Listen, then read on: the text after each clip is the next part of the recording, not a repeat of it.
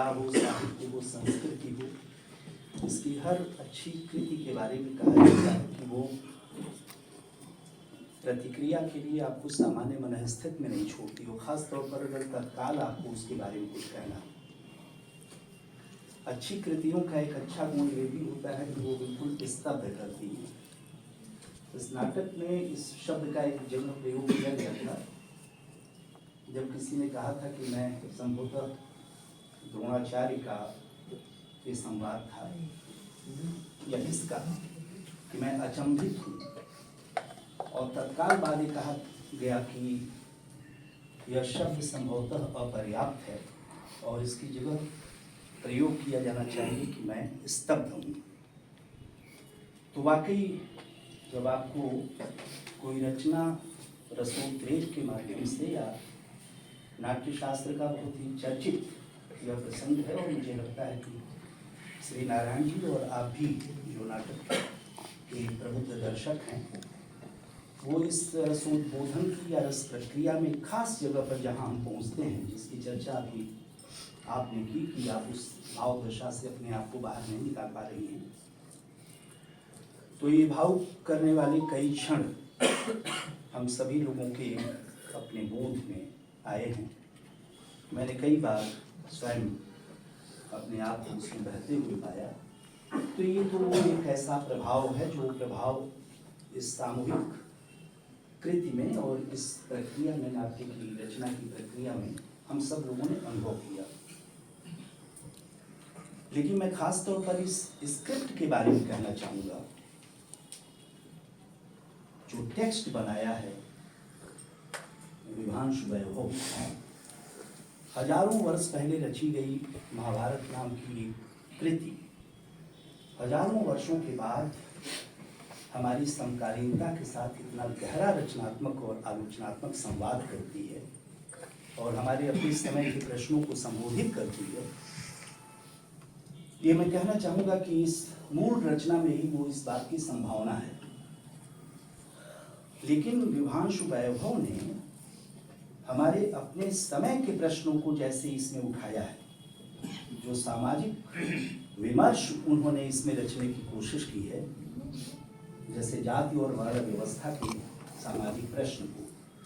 जो हमारे इस समय कला और साहित्य का बहुत ही बड़ा प्रश्न है, जिसमें खास तौर पर हम सब यह जानते हैं कि जो दलित विमर्श और स्त्री का जो प्रश्न है,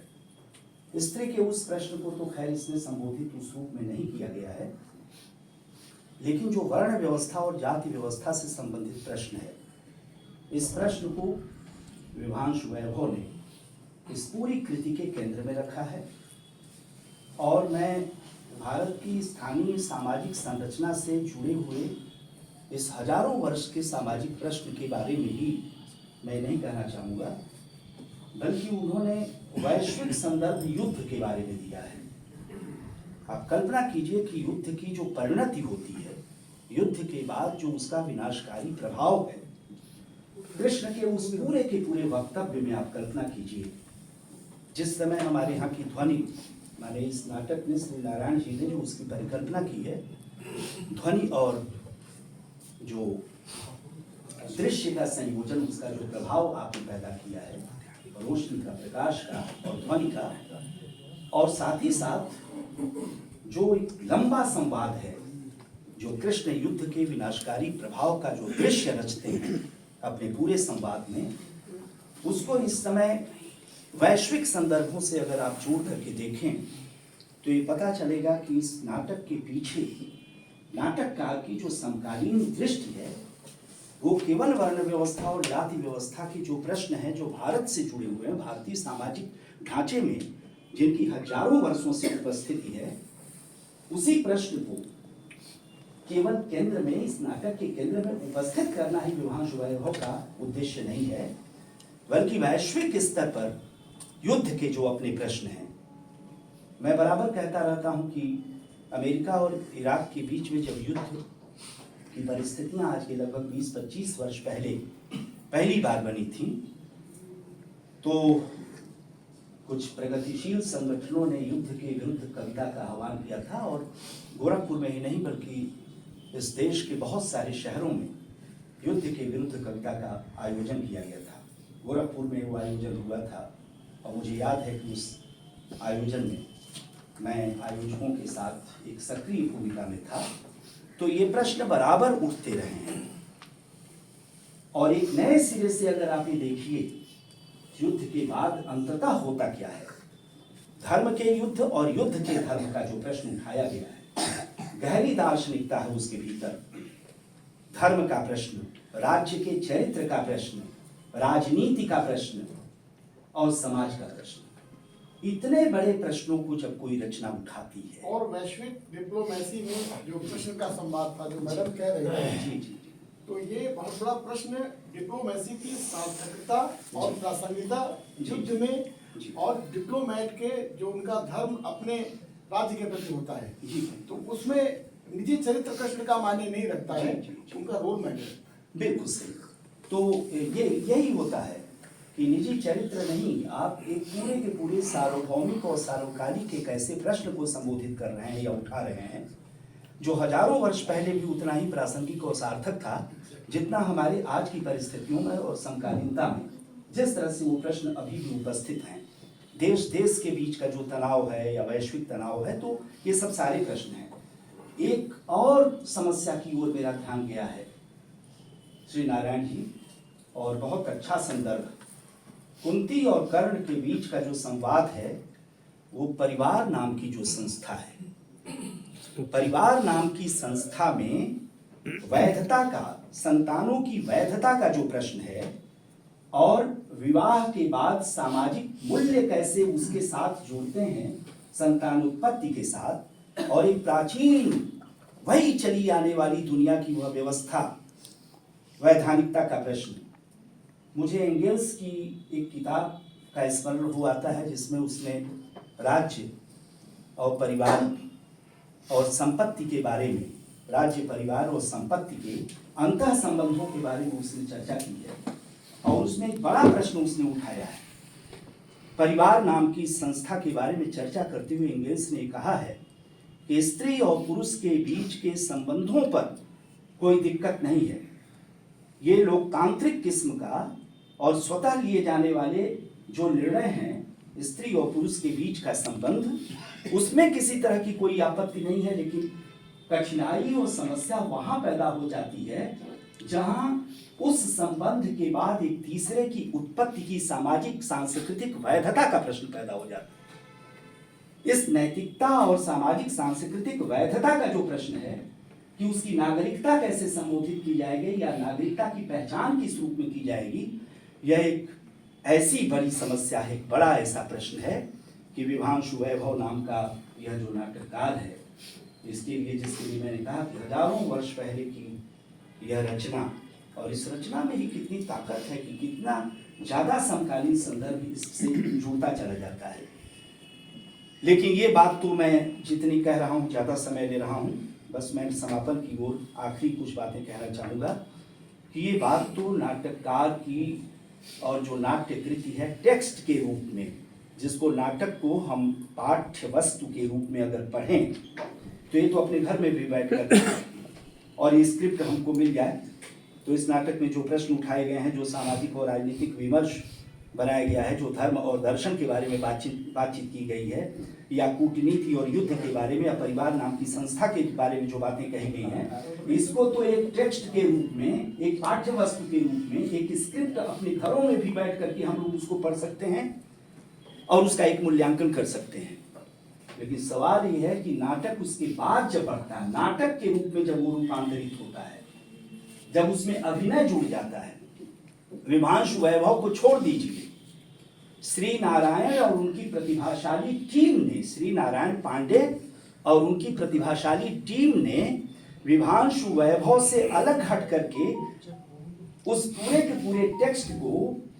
जो उसका पुनर्सृजन किया है। इसीलिए नाटक के बारे में कहा भी जाता है, रचना के बारे में, कि कलाकृतियां जो होती हैं या साहित्यिक कृतियां, वो एक प्रकार का पुनर्सृजन होती हैं, फिर से वो रची जाती हैं। सारी चीजें आपके समाज में मौजूद हैं, लेकिन एक रचनाकार अपनी कल्पनाशीलता के माध्यम से, अपनी भाषा के माध्यम से, रचना विधान के जो विभिन्न प्रकार के तत्व होते हैं, उन तत्वों के माध्यम से जब उसे प्रस्तुत करता है तो वह एक पुनर्रचना होती है। तो विभांशु वैभव वो केवल स्क्रिप्ट में उपस्थित है, लेकिन उस स्क्रिप्ट को अनुकार्य के माध्यम से, अनुकरण के माध्यम से, गतिविधियों के माध्यम से, नाटक और अभिनय के माध्यम से प्रस्तुत करने का काम तो श्री नारायण पांडे और इस प्रतिभाशाली टीम के सदस्यों ने किया।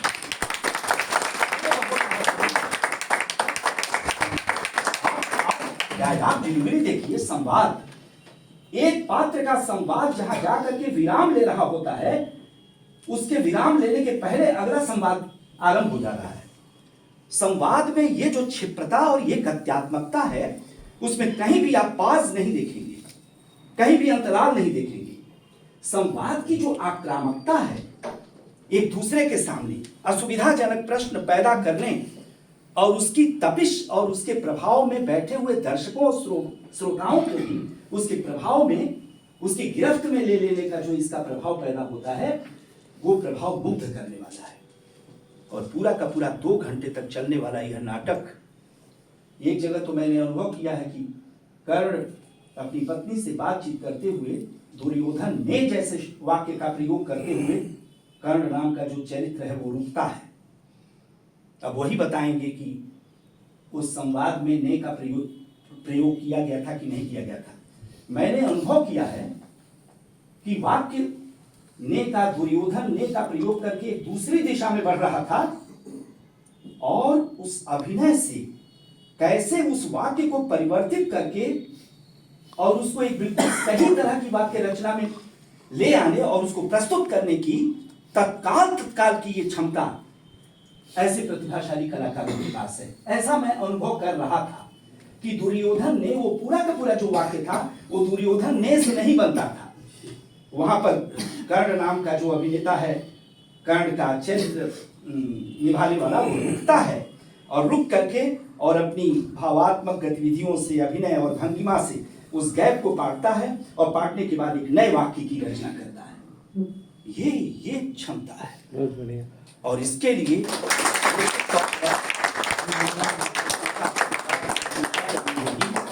कि हम आज इस नाटक के माध्यम से जिन कलाकारों का साक्षात्कार कर रहे थे, उनकी अभिनय प्रतिभा और योग्यता का साक्षात्कार कर रहे थे, उनके बारे में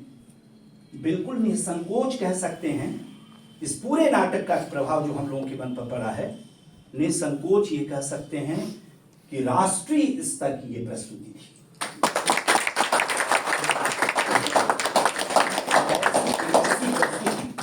जिसे आपने अपनी निर्देशकीय परिकल्पना से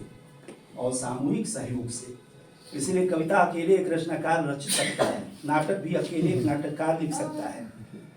कहानी उपन्यास एक अकेला कोई कहानीकार उपन्यासकार लिख सकता है, नाटककार भी नाटक टेक्स्ट के तौर पर अकेले लिख सकता है। लेकिन नाटक जब मंचित होता है तो उसमें दर्जनों लोग उसको लिखते हैं। लिखने का मतलब यहाँ मैं स्क्रिप्ट राइटिंग की बात नहीं कर रहा हूँ, यह लिखा हुआ जो रूप है मैं उसको कह रहा हूँ, जो देह भाषा है,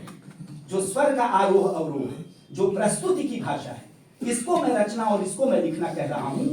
इन दर्जनों लोगों ने, 1.5 दर्जन लोगों ने मिलकर के जो इस नाटक को क्रियात्मक रूप से अपने दृश्य और श्रव्य में जिस तरह से रूपांतरित किया है, ये जो रचना रची गई है, ये जो नाटक इस रूप में तैयार हुआ है, मैं इसके लिए अभियान थिएटर ग्रुप को हार्दिक बधाई देता हूँ।